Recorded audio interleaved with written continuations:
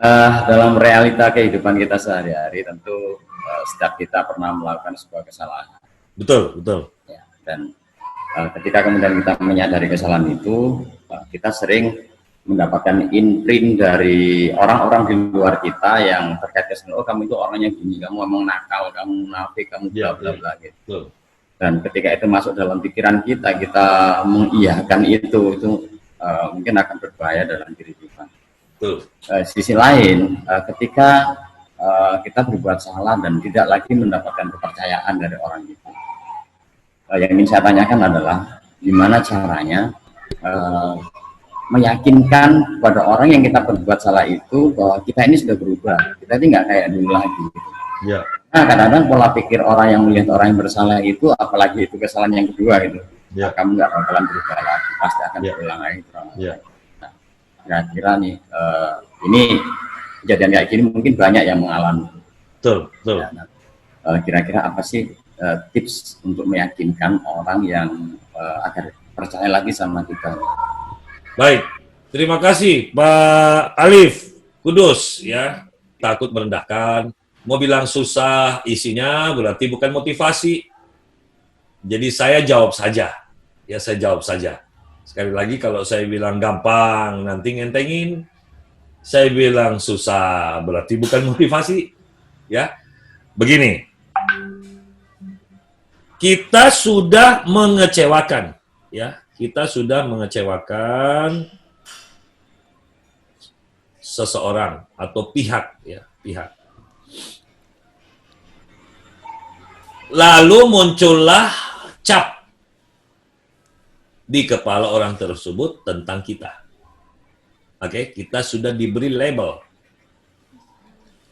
Muncul pertanyaan dari Pak Alif, bagaimana caranya supaya saya bisa meyakinkan kembali kepada dia? Yang pertama, lihat dulu apakah dia defend. Ya. Kalau dia defend, jangan lakukan untuknya. Karena semua orang yang defend, walaupun Anda benar, itu akan ditolak.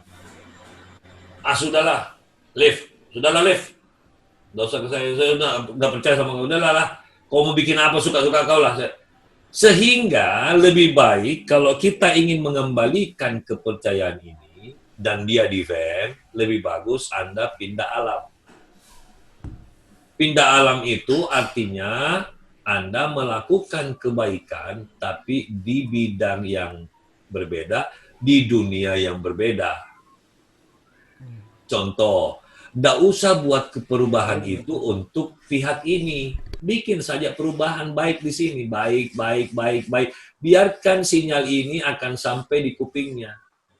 Karena namanya sifat dasar manusia yang sudah pernah kecewa, selalu berasumsi itu adalah topeng, dan dia merasa dia itu tahu segalanya tentang kita.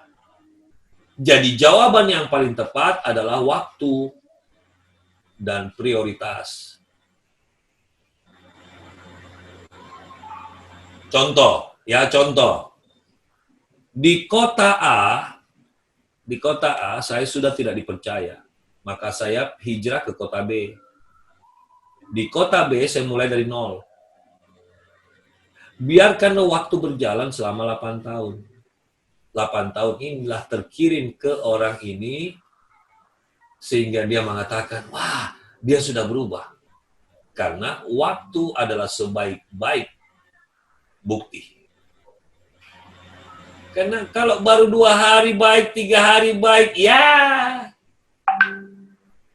Apalagi orang-orang yang menyesal. Orang-orang yang menyesal itu kalau belum istiqomah, 1-2 hari baik. 1 minggu. Dia nyanyi lagi, aku masih seperti yang dulu. Menyebalkan kan? Menyebalkan itu. Seperti itu. Mas itu kepada dia. Ya, baik saja. Nggak usah butuh label baru. Kita tidak.